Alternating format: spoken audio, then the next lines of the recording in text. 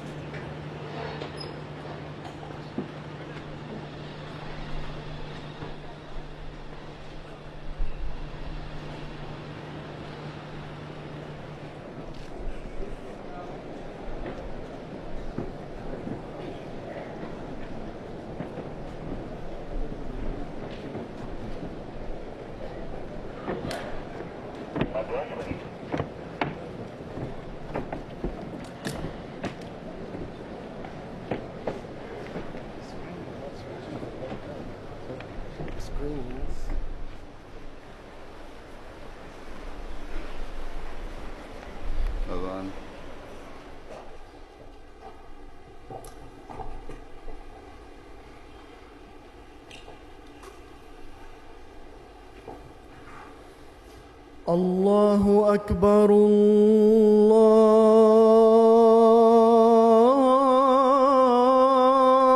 الله أكبر،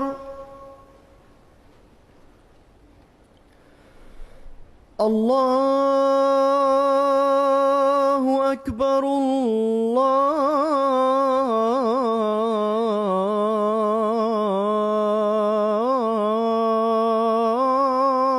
الله أكبر.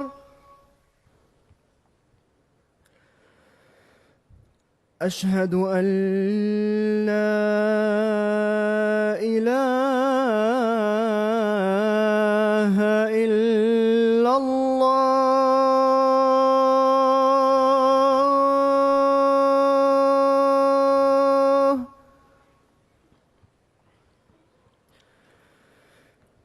أشهد أن لا إله إلا الله.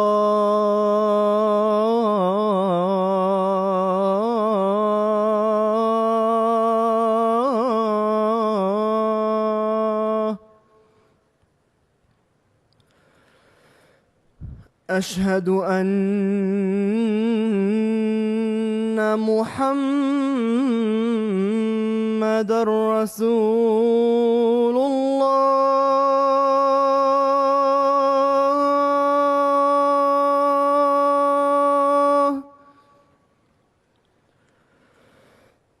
أشهد أن محمدًا رسول الله.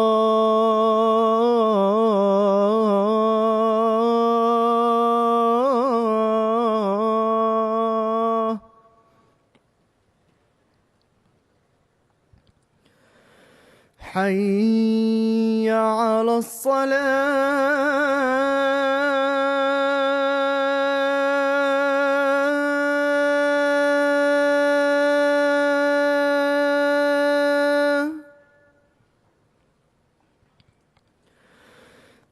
حي على الصلاة.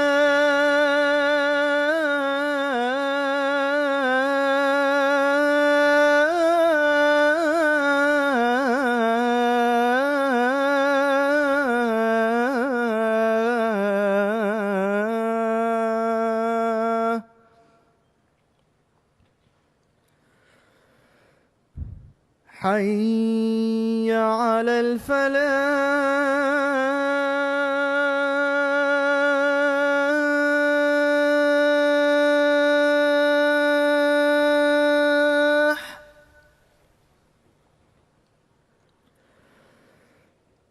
حي على الفلاح.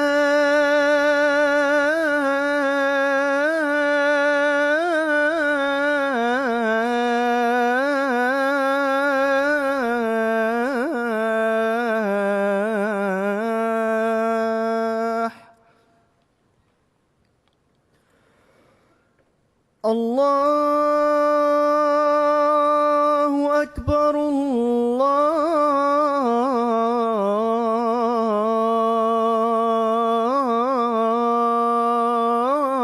الله أكبر. لا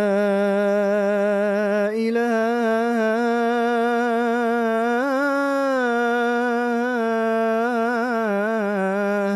إلا الله.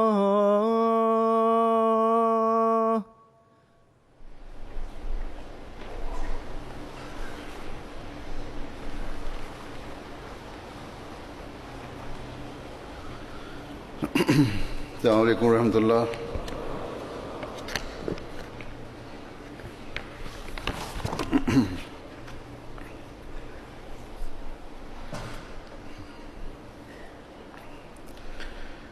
أشهد أن لا إله إلا الله وحده لا شريك له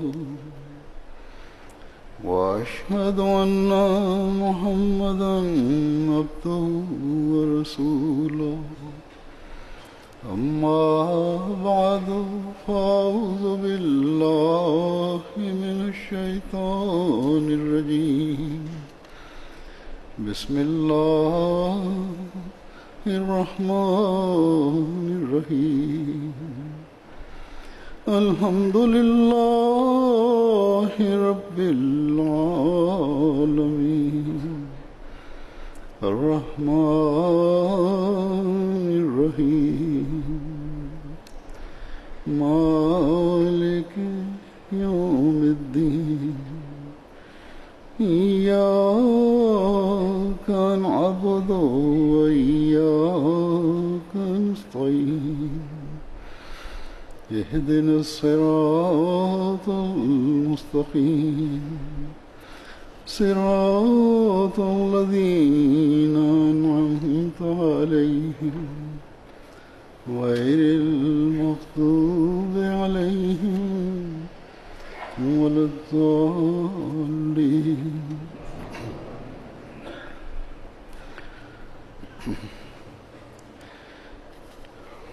الحمدللہ اللہ تعالیٰ کے فضل سے آج ہم ایک اور جلسہ سالانہ میں شمولیت کی توفیق پا رہے ہیں.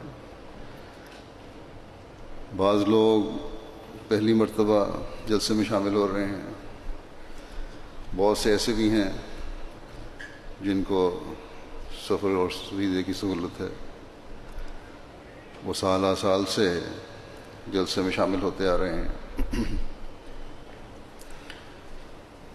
یو کے رہنے والے بھی ایسے ہیں جو پہلی مرتبہ جلسے میں شامل ہو رہے ہیں. تھوڑا عرصہ ہوا ہے انہیں یہاں آئے، یہاں آ کر سیٹل ہوئے، یا بعض بچے ہیں اپنے ہوش و حواس میں پہلی دفعہ جلسے کے ماحول سے فائدہ اٹھانے والے ہوں گے. بس سب کو جلسے کے ان 3 دنوں میں جلسے کے روحانی ماحول سے فائدہ اٹھانے کی کوشش کرنی چاہیے. جلسے کے پروگراموں کو خاموشی اور توجہ سے سننا چاہیے، تبھی جلسے میں شامل ہونے کا فائدہ ہوگا. تبھی حضرت مسیح موعود علیہ الصلوۃ والسلام کے جلسے کے انعقاد کے مقصد کو پورا کرنے والے ہوں گے. جیسا کہ سب جانتے ہیں کہ جلسے کے انتظامات سب یا تقریباً 90% خاص طور پہ جو جلسے کے دنوں کے پروگرام انتظامات ہیں افراد جماعت رضاکارانہ طور پر کر رہے ہوتے ہیں. اس لیے بعض کاموں میں کمیاں کمزوریاں بھی رہ جاتی ہیں، لیکن ان کمیوں اور کمزوریوں کو ہم سب شامل ہونے والوں نے ٹھیک کرنا ہے اور دور کرنا ہے. جہاں کارکنان اپنے کاموں کا جائزہ لیتے ہوئے انہیں ٹھیک کرنے کی کوشش کریں گے، وہاں مہمان بھی شامل ہونے والے بھی ان کمیوں اور کمزوریوں سے صرف نظر کریں، اور جہاں کہیں کارکنوں کی مدد کی ضرورت ہو خود بڑھ کر ان کی مدد کے لیے اپنے آپ کو پیش کریں. اکائی ہم میں تبھی پیدا ہو سکتی ہے جب ہم ایک دوسرے کے بوجھ اٹھانے والے ہوں، اور اگر مدد کی ضرورت ہو تو مدد کرنے کی کوشش کریں. بس اس بنیادی بات کو مہمانوں اور میزبانوں دونوں کو یاد رکھنا چاہیے. عموماً کارکنان اور میزبانوں کی ذمہ داریوں اور فرائض کے بارے میں جلسے سے ایک ہفتہ پہلے کے خطبے میں ذکر کیا کرتا ہوں، اور مہمانوں کو ان کے فرائض کے بارے میں جلسے والے دن کے خطبے میں کچھ باتیں کہتا ہوں. ہمارے جلسوں کی بلکہ ہمارے جماعتی نظام کی یہی خوبی ہے، یا ہم آپس میں پیار و محبت سے تبھی رہ سکتے ہیں جب ہر ایک اپنے حقوق و فرائض کو آسن رنگ میں سر انجام دینے والا ہو اور اس کو سمجھنے والا ہو. بہرحال آج میں دونوں کو ہی چند باتیں کہوں گا اور ان کی طرف توجہ دلاؤں گا. کارکنان کو میں نے گزشتہ خطبے میں تو کچھ نہیں کہا تھا، لیکن گزشتہ اتوار کو جو معائنہ ہوتا ہے جلسے کے انتظامات کا، اس میں توجہ دلا دی تھی کہ ان کے رویے کیسے ہونے چاہیے اور کس طرح انہوں نے کام کرنا ہے. اللہ تعالیٰ کے فضل سے ایک لمبا عرصہ سے یہ کارکنان اکثر ان میں سے اکثریت کہنا چاہیے ڈیوٹیاں دیتے آ رہے ہیں. اس لیے جہاں تک کام سمجھنے اور کام عمدہ رنگ میں کرنے کا سوال ہے، یہاں کے کارکنان اب کافی تربیت یافتہ ہو گئے ہیں، اور ہر سال نئے شامل ہونے والے کارکنوں اور بچوں اور نوجوانوں کو بھی پہلے کام کرنے والے اور اسی طرح افسران اپنے تجربات سے فائدہ اٹھاتے ہوئے تربیت کرتے ہیں یا تربیت دیتے ہیں. لیکن بعض باتوں کی جو زیادہ توجہ طلب ہیں یاد دہانی بھی کروانی پڑتی ہے. سو اس وقت میں مہمانوں اور میزبانوں دونوں کو چند باتوں کی طرف توجہ دلاؤں گا. جیسا کہ میں نے کہا، سب سے پہلی بات کارکنوں کے لیے یہ ہے کہ انہوں نے ان لوگوں کی خدمت کے لیے اپنے آپ کو پیش کیا ہے جو حضرت مسیح موعود علیہ الصلوۃ والسلام کے جاری کردہ، بلکہ اللہ تعالیٰ کے حکم سے جاری کردہ جلسے میں شامل ہونے کے لیے آئے ہیں، اور کسی دنیاوی میلے میں شامل ہونے کے لیے نہیں آئے، بلکہ اپنی روحانی علمی اور اخلاقی معیاروں میں بہتری کے لیے جمع ہوئے ہیں۔ اور میں امید کرتا ہوں کہ یہی سوچ جلسے میں شامل ہونے والے ہر فرد کی ہے اور ہونی چاہیے، ورنہ ان کا جلسے میں شامل ہونا بے مقصد ہے۔ بہرحال کارکنان کو یہ ہمیشہ یاد رکھنا چاہیے کہ مہمانوں کا رویہ جیسا بھی ہو، کام کرنے والوں نے اعلیٰ اخلاق کا مظاہرہ کرتے ہوئے ان کے جذبات اور احساسات کا خیال رکھنا ہے۔ اگر کبھی مہمان یا شامل ہونے والا کوئی فرد بھی غلط رویہ بھی اپنائے تو کارکن کا کام ہے کہ اپنے جذبات پر کنٹرول رکھے اور اسی طرح اور اسی رویے سے اسے جواب نہ دے۔ جب ہر کارکن نے خدا تعالیٰ کی رضا کی خاطر مہمانوں کی خدمت کے لیے اپنے آپ کو پیش کر دیا ہے، تو پھر خدا تعالیٰ کی خاطر ہی بعض مہمانوں کے غلط رویے بھی برداشت کرنے پڑیں تو برداشت کریں، تبھی اللہ تعالیٰ کی خوشنودی اور رضا حاصل کرنے والے بن سکتے ہیں۔ ہم جس نبی کے ماننے والے ہیں اس کا اسوہ حسنہ مہمانوں کے لیے کیا تھا؟ کبھی کبھی آنے والے مہمان نہیں کہ سال میں ایک دفعہ جلسے کے لیے آئے، بلکہ وہ لوگ جو شہر میں رہنے والے تھے، روزانہ ملنے والے تھے، ان کو اگر کبھی ان کی غربت کی حالت کی وجہ سے کھانے پر بلایا یا ویسے کھانے پہ بلایا اور وہ لمبا عرصہ آ کر بیٹھ کر باتیں کرنے لگ گئے اور آپ کے آرام اور آپ کے کام میں مخل ہوئے، تو انہیں کبھی نہیں کہتے تھے کہ وقت سے پہلے نہ آؤ، میں مصروف ہوں، اور کھانا کھا کر جلدی چلے جاؤ کہ تمہارے بیٹھے رہنے کی وجہ سے میں اپنے بعض کام نہیں کر سکتا۔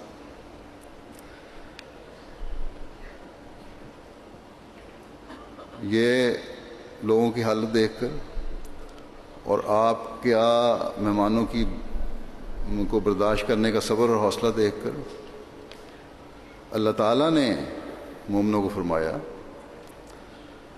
کہ فَيَسْتَحْيِي مِنْكُمْ،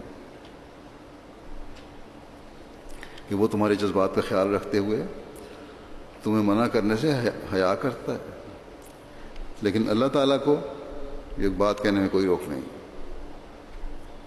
بس لمبا عرصہ بلا وجہ نبی کے گھر میں بیٹھ کر اسے تکلیف نہ دو۔ بس ایک طرف تو اللہ تعالیٰ نے حضرت صلی اللہ علیہ وسلم کی مہمان نوازی کے اعلیٰ ترین اسوے کا ذکر فرما دیا، اخلاق کے اعلیٰ ترین ہونے کا ذکر فرما دیا، تو دوسری طرف مہمانوں کو بھی خاص طور پر حکم دیا کہ مہمان بن کر اپنے حق سے تجاوز نہ کرو۔ مہمان کی جو حدود و قیود ہیں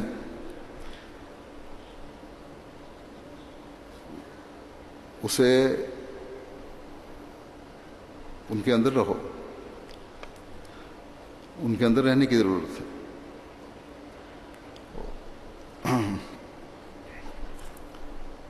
اور مہمانوں کو بھی اپنے مہمان ہونے کا ناجائز فائدہ نہیں اٹھانا چاہیے۔ پھر غیروں کے ساتھ مہمان نوازی کے معیار کا مقام تھا، بلند حوصلگی کا ایسا معیار کہ انسان دنگ رہ جاتا ہے، حیران رہ جاتا ہے۔ اس کی مثال ہم دیکھتے ہیں جب ایک غیر مسلم آتا ہے مہمان بن کے، آپ اسے خاطر مدارات بھی کرتے ہیں، اور صبح اٹھ کر جاتے ہوئے وہ بستر گندہ کر کے چلا جاتا ہے، آپ خود اسے دھوتے ہیں۔ صحابہ رضوان اللہ علیہم عرض کرتے ہیں کہ ہمیں بھی خدمت کا موقع دیں، ہم حاضر ہیں، حضور کیوں تکلیف کر رہے ہیں؟ آپ فرماتے ہیں کہ وہ میرا مہمان تھا، اس لیے میں ہی اس کا گند ہوں۔ بس یہ وہ اعلیٰ ترین اسوہ ہے جس کا کوئی مقابلہ نہیں کر سکتا۔ ہمارے جلسے پر اپنے بھی آتے ہیں، غیر بھی آتے ہیں، اور سب آنے والے اچھے اخلاق کے مالک ہیں، یا دین سیکھنے کے لیے آتے ہیں یا اسلام اور احمدیت کے بارے میں معلومات لینے آتے ہیں۔ بشری کمزوریاں تو ہر ایک میں ہوتی ہیں، اگر کوئی اونچ نیچ ہو بھی جائے، کسی سے زیادتی ہو بھی جائے، تو ہم یہ نہیں کہہ سکتے کہ یہ لوگ بد اخلاق ہیں یا ان کی نیتیں نیک نہیں ہیں۔ یہ کمزوریاں ہیں بشری، جس کی وجہ سے بعض دفعہ اونچ نیچ ہو جاتی ہے۔ اگر ہو بھی جائے تو برداشت کرنا چاہیے۔ یہ بالکل صحیح ہے کہ احمدی چاہے مہمان ہو یا میزبان، اسے اخلاق کا مظاہرہ کرنا چاہیے، لیکن جنہوں نے اپنے آپ کو جلسے کے مہمانوں کی خدمت کے لیے پیش کیا ہے، انہیں زیادہ اچھے اخلاق کا مظاہرہ کرنا چاہیے۔ اگر کارکنوں کی طرف سے صبر اور خوش اخلاقی کا مظاہرہ ہوگا تو دوسرا خود ہی شرمندہ ہو جائے گا۔ بس ہر ڈیوٹی دینے والا ہر شعبے میں جہاں وہ ڈیوٹی دے رہا ہے اعلیٰ اخلاق کا مظاہرہ کرے، اور اسے ان دنوں میں ایک بہت بڑا چیلنج سمجھ کر اعلیٰ اخلاق کا مظاہرہ کرے۔ اللہ تعالیٰ قرآن کریم میں اس طرح توجہ دلاتے ہوئے فرماتا ہے قولوا للناس حسنا، کہ لوگوں سے اچھا اور نرم بات کیا کرو، نرمی سے بات کرو، اچھی طرح بات کرو۔ یہ وہ بنیادی چیز ہے جو جھگڑوں کو ختم کرنے اور اعلیٰ اخلاق دکھانے کے لیے ضروری ہے۔ یہ اصول صرف خاص موقعوں کے لیے نہیں ہے بلکہ ہمیشہ کے لیے ہے، اور جب انسان کو اس کی عادت پڑ جائے تو رنجشیں اور زیادتیاں کبھی ہو ہی نہیں سکتی۔ بس میزبانوں اور مہمانوں کو یہاں بھی اور ہمیشہ اللہ تعالیٰ کے اس ارشاد کو سامنے رکھنا چاہیے، اور خاص طور پر ان دنوں میں تو ضرور اس پر عمل کریں کہ اس ماحول کو خاص طور پر سب نے مل کر خوشگوار بنانا ہے، تاکہ جس مقصد کے لیے یہاں جمع ہوئے ہیں وہ پورا ہو، اور وہ ہے اپنی اخلاقی اور روحانی حالت کو بہتر کرنا۔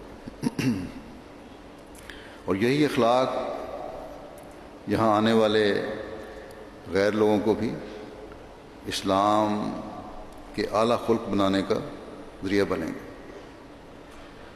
یہ خاموش تبلیغ ہے، مہمان بھی اور کارکنان بھی یہ خاموش تبلیغ کر رہے ہوں گے۔ حضرت صلی اللہ علیہ وسلم فرماتے ہیں کہ میزان میں حسن خلق سے زیادہ وزن رکھنے والی کوئی چیز نہیں ہے، اور پھر یہ بھی کہ اچھے اخلاق کا مالک نماز روزے کے پابند کا مقام حاصل کر لیتا ہے، یعنی نیکیوں کی توفیق ملتی ہے، اور خاص طور پر جب اللہ تعالیٰ کی رضا کی خاطر نیکیوں کی توفیق ملتی ہے تو پھر اس کی عبادت کی طرف بھی توجہ پیدا ہوتی ہے، اللہ تعالیٰ کی شکر گزاری کی توفیق ملتی ہے کہ اللہ تعالیٰ کے حکم کے مطابق میں اچھے اخلاق کا مظاہرہ کر رہا ہوں، اور یہی شکر گزاری عبادت کی طرف بھی توجہ دلاتی ہے۔ گویا ایک نیک اعلیٰ معیار کی نیکیاں کرنے کی توفیق، ایک نیکی اعلیٰ معیار کی نیکیاں کرنے کی توفیق عطا کرتی چلی جاتی ہے، پھر ایک نیکی پھر کئی نیکی کو بچے دیتی چلی جاتی ہے۔ پس کارکنان خاص طور پر اس بات کو لازمی بنائیں کہ جیسا بھی کسی دوسرے کا سلوک ہو، ان کے چہروں پر ہمیشہ مسکراہٹ رہنی چاہیے۔ اس ظاہری حالت میں ان کا اثر پھر دل پر بھی ہوتا ہے، اور دل میں بھی کوئی سختی پیدا نہیں ہوگی، اور جب دل میں بلا وجہ کی سختی پیدا نہیں ہوگی تو غلط فیصلے بھی نہیں ہوں گے جو بعض وقت جوش اور غصے میں ہو جاتے ہیں۔ حضرت صلی اللہ علیہ وسلم کے اس خلق کے اعلیٰ ترین معیار کو بیان کرتے ہوئے ایک صحابی بیان فرماتے ہیں کہ میں نے حضرت صلی اللہ علیہ وسلم سے زیادہ ہنستا مسکراتا چہرہ کسی کا نہیں دیکھا۔ پھر آپ صلی اللہ علیہ وسلم نے اپنے ماننے والوں کی یہ نصیحت بھی فرمائی کہ نرمی کرو، کیونکہ جو نرمی سے محروم کیا گیا وہ خیر سے بھی محروم کیا گیا ہے۔ اب اس بات کو اگر کارکنان اور شامل ہونے والے سب سمجھ لیں تو اس ماحول کی برکات کی وجہ سے خیر و برکت سے جھولیاں بھرنے والے بن جائیں گے۔ کارکنان اللہ تعالیٰ کے فضل سے ہر مہمان کی دلی طور پر خدمت کرتے ہیں، لیکن اگر پھر بھی کسی کے دل میں یہ خیال آ جائے کہ فلاں شخص کو زیادہ پوچھا جا رہا ہے اور مجھے کم، تو اس خیال کو بھی دور کرنے کی کوشش کرنی چاہیے۔ لیکن ساتھ ہی میں یعنی کارکنان کی طرف سے اس خیال کو دور کریں کسی کے ذہن میں اگر آتا ہے تو، لیکن ساتھ ہی میں شاملین جلسہ سے بھی کہوں گا کہ جلسے کے اتنے وسیع انتظامات اللہ تعالیٰ کے فضل سے، جیسا کہ میں نے کہا، رضاکاروں کے ذریعے سے ہو رہے ہیں۔ یہ کوئی ہمارے ملازم نہیں ہیں، بعض بہت اچھے عہدوں پر فائز ہیں۔ حضرت مسیح موعود علیہ الصلوۃ والسلام کی مہمانوں کی خدمت کے لیے ایک جذبے سے سرشار ہو کر خدمت کر رہے ہیں۔ اسی طرح نوجوان ہیں جو سیکنڈری اسکولوں اور یونیورسٹیوں میں پڑھ رہے ہیں، لڑکیاں بھی ہیں، لڑکے بھی ہیں، اسی طرح بچے بھی ہیں، ایک جذبے سے خدمت کرتے ہیں سب۔ اس لیے اگر کہیں چھوٹی موٹی کمیاں اور کمزوریاں دیکھیں بھی تو صرف نظر کریں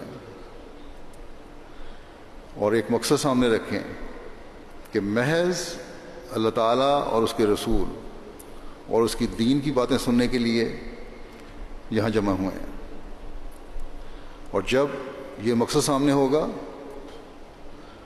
تو کسی قسم کے شکوے کا سوال ہی پیدا نہیں ہوتا۔ جلسے کے انتظامی کاموں کے کرنے کے لیے باقاعدہ ایک نظام ہے،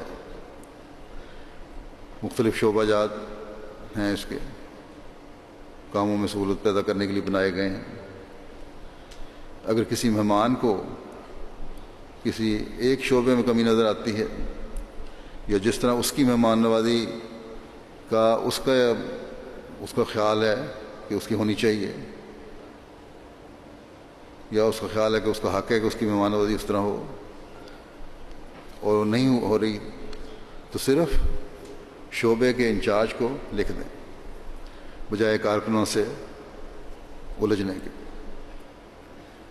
اس سال اگر کمی کو نہ بھی دور کیا جا سکا تو اگلے سال کے لیے خیال رکھا جائے گا۔ اور ہمارے جماعتی نظام کی یہی خوبی ہے اور ہونی چاہیے کہ جن کمزوریوں کی نشاندہی ہو انہیں دور کرنے کی کوشش کی جاتی ہے یا کوشش کی جائے۔ مہمان نوازی کا ایک اہم شعبہ کھانا پکانے کا ہے۔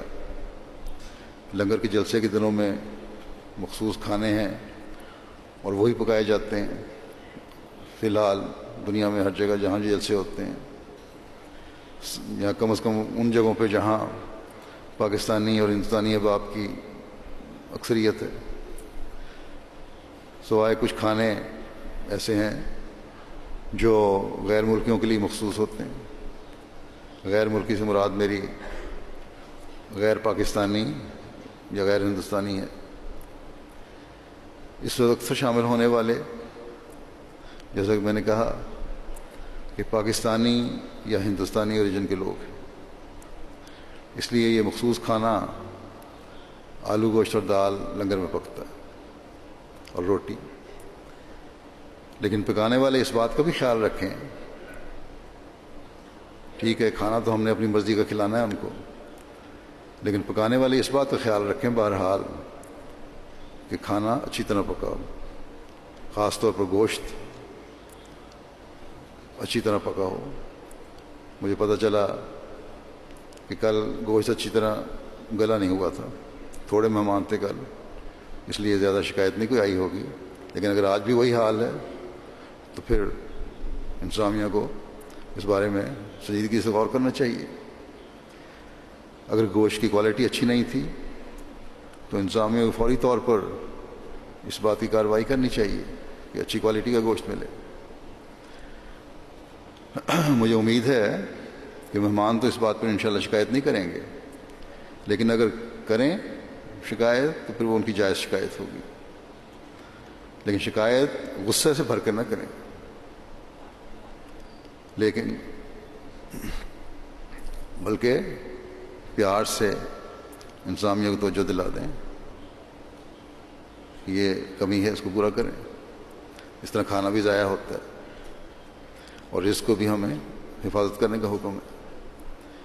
پھر شاملین جلسہ کو اس بات کی طرف بھی توجہ دینی چاہیے کہ حضرت صلی اللہ علیہ وسلم نے فرمایا ہے کہ اسلام کا ایک حسن خلق یہ بھی ہے کہ مومن بیکار اور فضول باتوں کو چھوڑ دے، اور یہ جلسہ جسے حضرت مسیح موعود علیہ الصلوۃ والسلام نے خالص للہ جلسہ قرار دیا ہے، اس میں تو ہر قسم کی فضول باتوں اور وقت کے ضائع ہونے سے پرہیز کرنا چاہیے، یا وقت کے ضائع کرنے سے پرہیز کرنا چاہیے،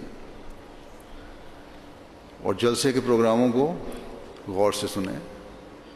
مقررین آپ کی پسند کے ہیں یا نہیں، تقریروں کے عنوان بہرحال ایسے رکھے جاتے ہیں جو ہر ایک کے لیے فائدہ مند ہوں، اور ہر تقریر میں کوئی نہ کوئی بات ایسی ہوتی ہے جو کسی نہ کسی کے دل پر اثر کرتی، اس لیے غور سے سنیں تو اثر بھی ہوگا۔ سوائے اشد مجبوری کے جلسہ گاہ سے اٹھ کر نہ جائیں، اور جس طرح اس وقت حاضری ہے، جلسے کے دوران بھی ہر پروگرام میں ایسی حاضری ہونی چاہیے تاکہ بچوں اور نوجوانوں کو بھی جلسے کی اہمیت کا اندازہ ہو، اور وہ بھی اپنے آپ کو دین کے ساتھ جوڑیں اور اس کے لیے کوشش کریں۔ آج کل کے دنیا داری کے ماحول میں بچوں اور نوجوانوں کو دین کی اہمیت کا احساس دلانا اور اس کے ساتھ جوڑنا بہت بڑا اور اہم کام ہے والدین کا، اس طرف خاص طور پہ توجہ دینی چاہیے۔ ہر ماں اور ہر باپ کو اس کے لیے کوشش کرنی چاہیے۔ اللہ تعالیٰ سب کو اس کی توفیق بھی عطا فرمائے۔ تربیت کے لحاظ سے اور دین سے جوڑنے کے تعلق میں سب سے اہم بات عبادت ہے، اور اس کے لیے ہم پر 5 وقتہ نمازیں فرض کی گئی ہیں۔ جلسے کے پروگراموں اور مسافروں کی وجہ سے بہت سارے لوگ باہر سے آئے ہوئے ہیں، ہم نمازیں آج کل جمع کر رہے ہیں، تو ان کی بھی پابندی کرنی ضروری ہے۔ خود بھی پابندی کریں اور بچوں کو بھی نمازوں کے اوقات میں اگر یہاں حدیقۃ المہدی میں ہیں تو ضرور لائیں۔ اور فجر کی نماز اور مغرب اور عشاء کی نماز کے وقت یہاں نہیں ہیں اور اپنے گھروں میں چلے گئے ہیں، تو وہاں پھر قریب ترین سینٹر یا مسجد میں نماز پڑھنے کے لیے جائیں، اور گھر دور ہیں مسجد سے یا سینٹر سے، تو گھروں میں بھی باجماعت نمازوں کا انتظام اور اہتمام ہونا چاہیے۔ اسی طرح کارکنان بھی جو نمازوں کے اوقات میں فارغ ہیں یہاں آ کر نماز ادا کریں باجماعت، اور جو ڈیوٹی پر ہیں وہ ڈیوٹی ختم کر کے سب سے پہلے نماز ادا کریں۔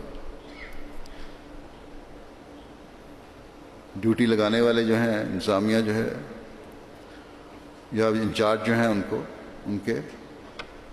کو بھی خیال رکھنا چاہیے کہ ڈیوٹی بھی نمازوں کے اوقات کو سامنے رکھ کر لگائی جائے۔ یہ نہ ہو کہ ڈیوٹی کی وجہ سے نماز کا وقت چلا جائے۔ ایسی شفٹ ہونی چاہیے کہ بہرحال ایک شفٹ اور دوسری شفٹ کو نماز کا وقت پڑھنے کا موقع مل جائے۔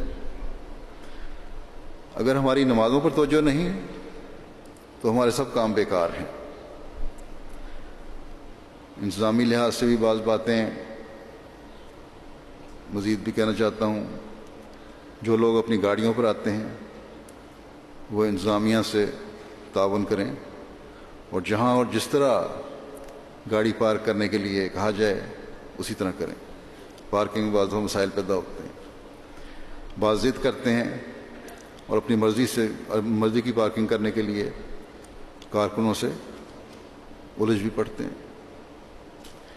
اس سے انتظام خراب ہوتا ہے، اور بعض دفعہ یہ باتیں رسک کا ذریعہ بھی بن جاتی ہیں، بعض پریشانیاں بھی پیدا ہو جاتی ہیں یا خطرہ بھی پیدا ہو جاتا ہے۔ اسی طرح جلسے کے یہاں جلسہ گاہ کے علاوہ جو مسجد فضل میں نماز پڑھنے آتے ہیں،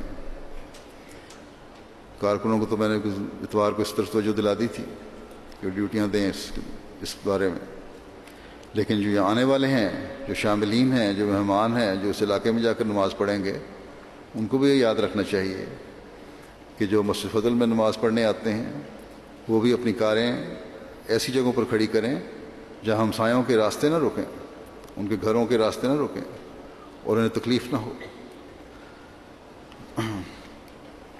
ہمارے ہمسائے، میں نے کارکنوں کو بھی کہا تھا اتوار کو کہ ہمارے ہمسائے یہ شکایت کرتے ہیں کہ تم لوگ اپنی کاریں ہمارے گھروں کے سامنے اس طرح کھڑی کرتے ہو کہ ہمارے راستے بند ہو جاتے ہیں، نہ ہم اپنی کار باہر نکال سکتے ہیں، نہ گھر کے اندر لا سکتے ہیں۔ بعض نے تو اس حد تک اظہار کیا کہ تم کہتے ہو کہ خلافت ہماری رہنمائی کرتی ہے، جن کے تعلقات ہیں سال کے سال یا عیدوں پہ تحفہ دینے جاتے ہیں یا جلسے کے دنوں میں رابطہ کے لیے جاتے ہیں، تم خلافت کی بڑی باتیں کرتے ہو کہ ہم کہاں مانتے ہیں۔ یا تو تمہارا خلیفہ جو ہے وہ ہمسائے کے حق کے بارے میں بتاتا نہیں تمہیں، یا تم اس کی بات نہیں مانتے۔ یہ ایسی بات ہے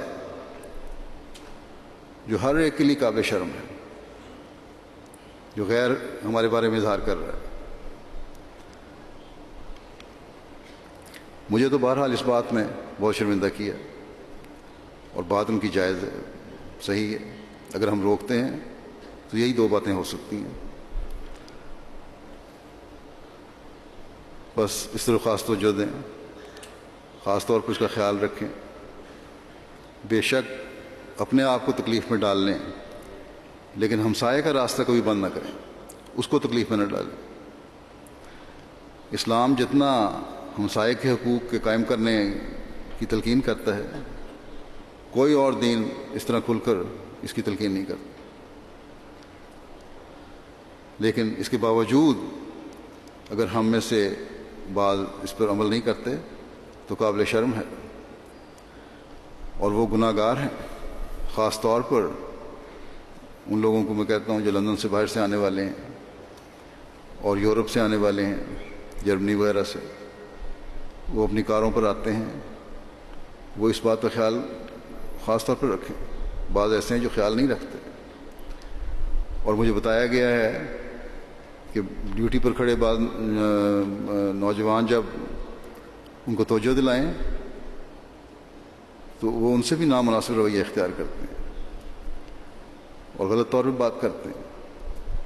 ایک تو غلط پارکنگ کا جرم کر رہے ہیں، ہمسائے کے حق کی حق تلفی کا جرم کر رہے ہیں، پھر اس رویے سے بچوں اور نوجوانوں کے دلوں میں بھی بڑوں کا ادب اور احترام ختم کر رہے ہیں. پھر وہ بچے بھی اسی طرح بولیں گے، پھر بدتمیزی بھی ہو جائے گی. تو کیوں ان کو ابتلا اور امتحان میں ڈالتے ہیں؟ بس ایسے رویے دکھانے والوں کو جلسے پر خرچ کر کے اور سفر کر کے آنا بے فائدہ ہے. اس سے بہتر ہے کہ وہ نہ آئیں، اور نہ صرف انہیں نقصان پہنچا رہا ہے اللہ تعالیٰ کے حکم کی خلاف ورزی کر کے، بلکہ بچوں کی تربیت کو بھی خراب کر رہا ہے، جیسا کہ میں نے کہا. بس آئندہ سے اس بات کا خاص خیال رکھیں. انسانی لحاظ سے شعبہ نظافت اور صفائی بھی ہے، اس طرف بھی خاص توجہ کی ضرورت ہے. ہمیشہ یاد دہانی کرواتا ہوں، نظافت و صفائی ایمان کا حصہ بھی ہے، ہمیں ہمیشہ یاد رکھنا چاہیے.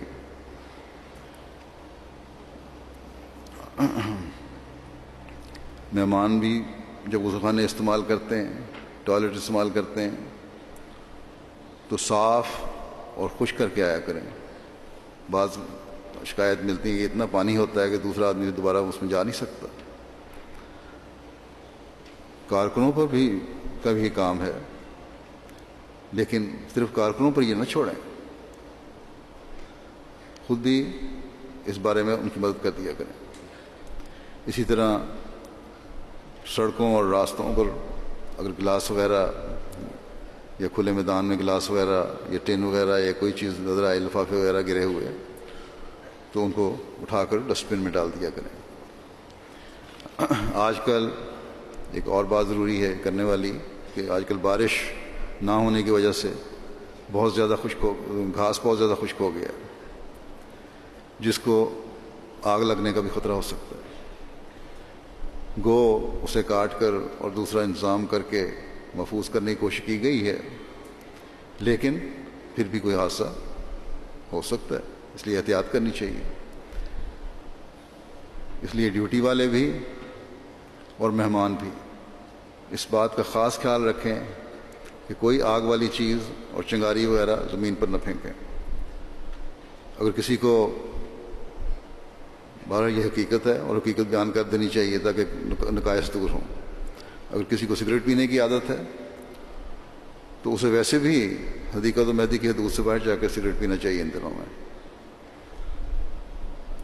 لیکن اسے یہ نہ سمجھ لیں کہ میں سگریٹ پینے کی اجازت دے رہا ہوں اور برا نہیں سمجھتا. بہرحال یہ ایک برائی ہے اور کوشش کرنی چاہیے کہ اس کو دور کریں اور اس سے بچیں. اس بارے میں خود بات بھی دے چکا ہوں. حضرت مسیح موعود علیہ السلام نے اسے حرام تو نہیں قرار دیا، لیکن اسے پسند بھی نہیں فرمایا، بلکہ ناپسندیدگی کا اظہار کیا بعض مواقع پر اور اس سے پرہیز کرنے کی تلقین فرمائی. اور جو اس میں نشاور چیزیں بعض عادت ہوتی ہے نوجوان ڈال دیتے ہیں غلط سوسائٹی میں بیٹھ کر، وہ تو بہرحال غلط ہے اور منع ہے اور گناہ ہے. پھر حفاظتی نقطۂ نظر سے اپنے ماحول پر نظر رکھیں. جلسہ گاہ کے اندر بھی اور باہر بھی کوئی شرارتی عنصر کوئی شرارت کر سکتا ہے، اس بات پہ نظر رکھنی چاہیے. کوئی بھی مشکوک چیز دیکھیں یا کسی کی مشکوک حرکات دیکھیں تو فوراً انتظامیہ کو، قریب ترین کھڑے ڈیوٹی والے کو اطلاع دے دیں. عورتیں بھی اس بات کا خاص خیال رکھیں کہ کوئی عورت منہ ڈھانپ کر یا نقاب لے کر جلسے گاہ میں نہ آئے. اور گیٹ پر اسکیننگ وغیرہ بھی صحیح رنگ میں ہو، ان کے چہرے دیکھیں، اور جلسہ گاہ کے اندر بھی منہ ننگے ہونے چاہیے. اور اسکیننگ کے لیے خاص نظام وجہ سے اگر دیر لگتی ہے، مہمانوں کو کچھ انتظار کرنا پڑتا ہے، اس کی تکلیف اگر ہے تو وہ تکلیف برداشت کریں. احتیاط اور سیکیورٹی بہرحال زیادہ ضروری ہے. عورتوں کی طرف سے بعض دفعہ یہ بھی شکایت آتی ہے کہ بچوں والی مائیں بچوں کو تو شور جو بچے مچاتے ہیں وہ تو کم مچاتے ہیں بچوں کی مارکی میں. بچوں والی مائیں انہیں تو کوئی نہ کوئی چیز دے کے بہلا دیتی ہیں، یا بچے کھیل رہے ہوتے ہیں یا کسی چیز کے کھانے میں مشغول ہوتے ہیں اور خاموشی سے کھیل رہے ہوتے ہیں، لیکن ان کو چپ کرا کر مائیں سمجھتی ہیں کہ اب ہمارا شور کرنا ضروری ہے، اس لیے وہ آپس میں باتیں شروع کر دیتی ہیں. اور بعض دفعہ یہ بھی ہے کہ جلسے کی تقریروں کے دوران باتیں کر رہی ہوتی ہیں اور ایک شور پڑا ہوتا ہے، اور جو مائیں ایسی ہیں جو خاموشی سے سننا چاہتی ہیں ان کو بھی سننے نہیں دیتی. تو اس بات کا خاص خیال رکھے لجنہ اور وہاں کی ڈیوٹی والی ہیں. بچوں کی مارکی میں بھی بچوں کا شور تو برداشت ہو سکتا ہے، ماؤں کا شور نہیں.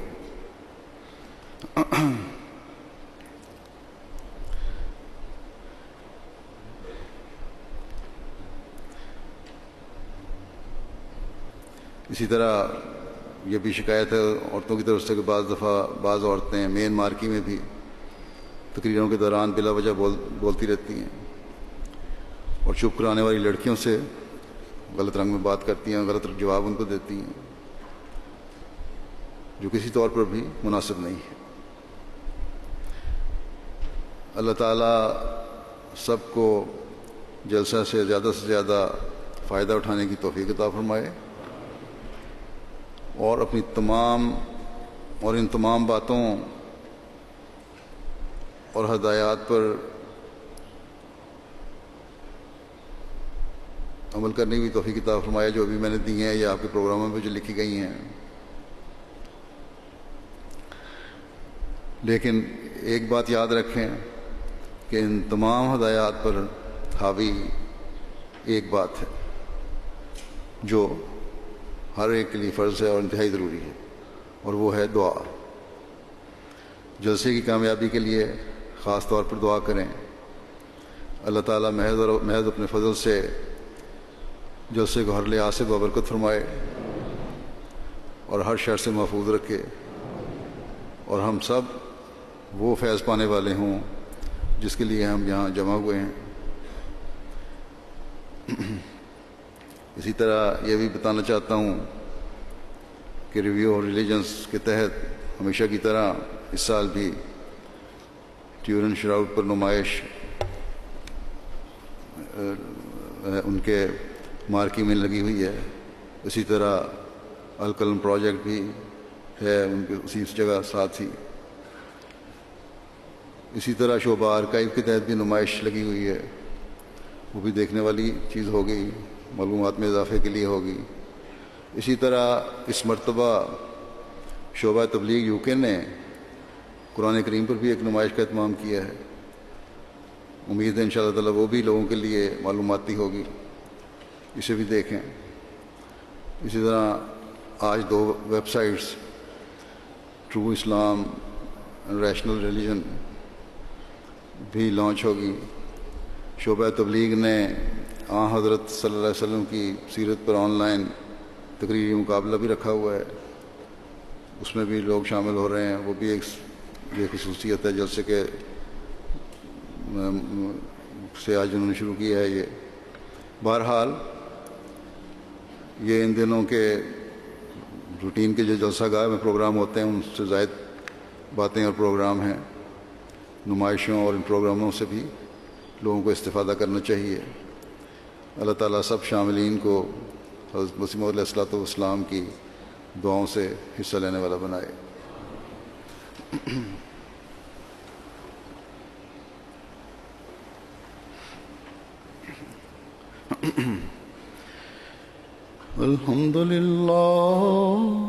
الحمد لله نحمده ونستعينه ونستغفره ونؤمن به ونتوكل عليه ونعوذ بالله من شرور أنفسنا ومن سيئات أعمالنا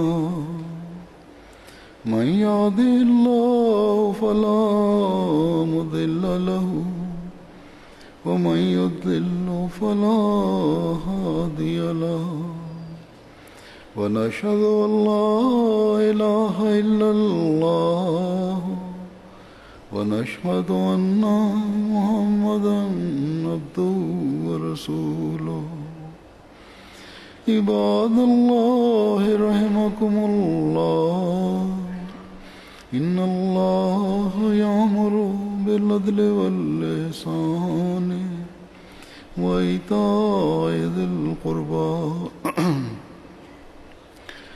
وينهى عن الفحشاء والمنكر والبغي يعظكم لعلكم تذكرون اذكروا الله يذكركم وادعوه يستجب لكم ولذكر الله أكبر